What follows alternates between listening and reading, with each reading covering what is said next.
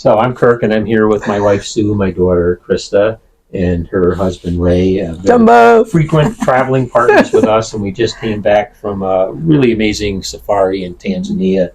And one of the highlights that we experienced, which was the last full day of safari for us, was the Ngorongoro Crater, which was this amazing place. You want to tell us a little bit more about that, Ray? It's actually not a crater, it's a caldara. It was a collapsed volcano about the size or maybe even larger than Kilimanjaro before it collapsed. So now it's this, I think say 20, 23 kilometer wide caldera where there's thousands of animals that live inside the caldera, and they don't need to leave because they have fresh water that piles in.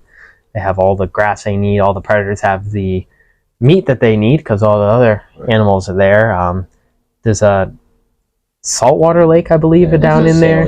Saline lake, with more flamingos than you can count. Hippos. Yeah, the one thing that's not in the Ngorongoro Crater is giraffes. Yep. Because they can't make it down the steep slopes of the crater. Yeah. But pretty much everything else that we saw in the Serengeti, right, we could see in the crater. And they also have the black rhino in the crater. Which you can't see. Very, very endangered black rhino. We did get to see it, but it was very, very far away. So we spent a lot of time that day chasing the black rhino. It was the last thing we didn't see. We could So see yeah. it. And we did see it. We could check it off our list technically, and it counts, but it was little tiny. You zoom in on your one picture. With the telephoto, even it's like you can tell it's a rhino. Yeah, you can tell. Jack fries, you know, that somebody set on a rock. And that was just our experience. You know, they move slowly, so maybe someone else got to see them by the road. Because you know the crater is 20-some kilometers in diameter, but there's only so many roads. You can't go everywhere. They can't just drive across the open plains to get to these things. So the rhino didn't happen to be close to the road. We saw the YouTube videos that, you know, it was closer and you could see it, but we just didn't get that lucky with that specific animal. We did see a lot more hippos. A lot more lions. We saw a lot more lions. Well, that was the day we saw the mother with all the four little cubs. Cute, adorable baby lions. Absolutely adorable. Yeah, they were 2 weeks old, I think our guide told us. And they were just playful, having a blast, like learning skills. They were chewing on the safari tire, the safari truck that was across from us. There was one that was chewing on the tire, and they were playing with each other, and that was really neat. I saw a lot of lions because they have everything they need there, ready food supply, and a lot of the animals that live there. And I read somewhere in one of the books we got after we came back that there's like 25,000 large mammals in the crater. Yeah. We didn't see large herds of it, but there were a lot of animals spread around. Yeah. And we saw more warthogs that day than we had seen the whole trip. And we also noticed, especially when we were leaving, that there was a much more forested area too at one towards where you exit, because you come in one way, and what is explained to us that I think the permit to drive down into it is like $275. Yeah, that's expensive. Very expensive to enter the crater, and that supports the conservation efforts and the all and that. they keep the price higher because they want to limit how many cars are going in at a certain time. Yeah, so it's a one road in, one road out. So like a regular kind of road? No, it's very steep, switchbacky road.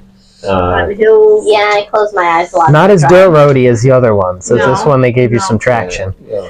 We wouldn't attempt any of these safaris in your, regular daily drive. Though we did see a few four-door sedans going down the roads. One day, I think in the Serengeti or someplace, or was it in the crater? Not in the crater. No, it wasn't. But we did see somebody with was like a blue, Toyota, Camry or something. Like it wasn't. How is this guy? I'm not sure he made it. Yeah.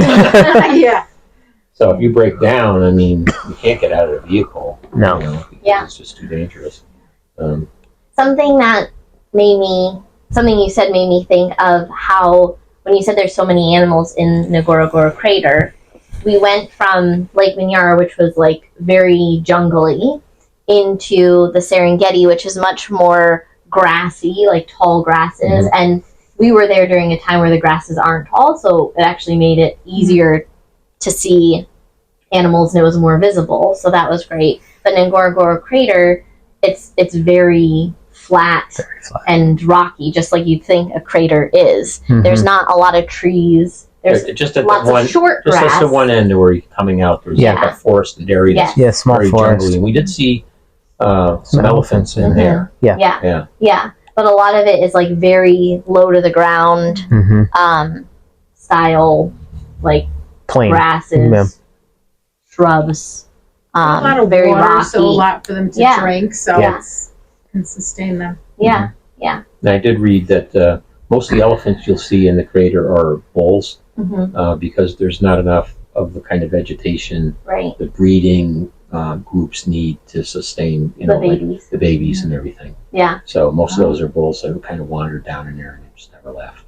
So so that was an amazing day. But before we actually went in the crater, we went to the Ngorongoro Serena Lodge. Oh, that was beautiful. And looked at that, and we just kind of had scheduled lunch there. We didn't have like an official site visit per se, but we kind of wandered around there.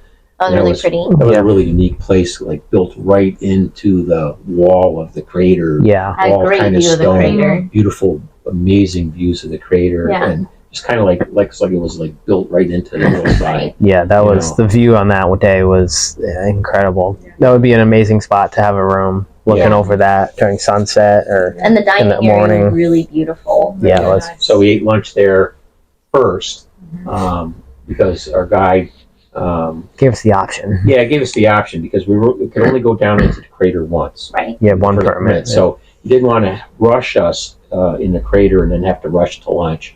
So we chose to eat lunch first. They were lucky that it was ready early for us. Yeah. And then we kind of roamed around that place a little bit. Then we were able to spend the whole afternoon down in the crater.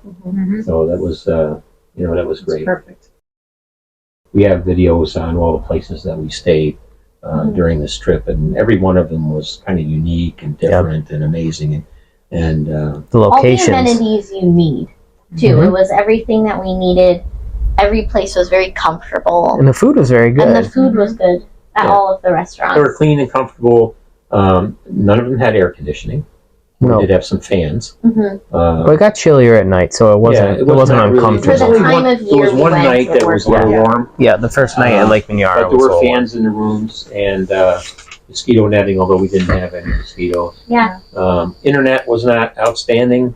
We did have. That's okay. Occasionally had Wi-Fi in the safari vehicle and could receive a text message now and then, but even in the lodges, if you're thinking you're going to back up all your videos on Google Drive at night, it's not going to happen because there's Wi-Fi, but it's not great. Yeah, but it's a good thing because you're on vacation. Yeah, and you're not going to spend time on your computers and watching TV and streaming videos. That's not why you're there. And they're long days, so you're tired. You get back to that room, you're tired.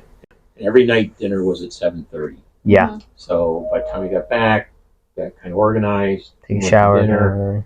Spend an hour eating dinner. Get back to our room. Was ready. Shower. Kind of get ready for bed. And, you were done for the day. Yeah. So that was the evening, and you got up early the next day and did it again. So yeah. But it was amazing. Yeah. So, great trip. Yeah. If you found this video interesting, please be sure to check out our Africa playlist. You'll find a link at the end of this video. Please like, comment, and subscribe, and then get out and explore the world.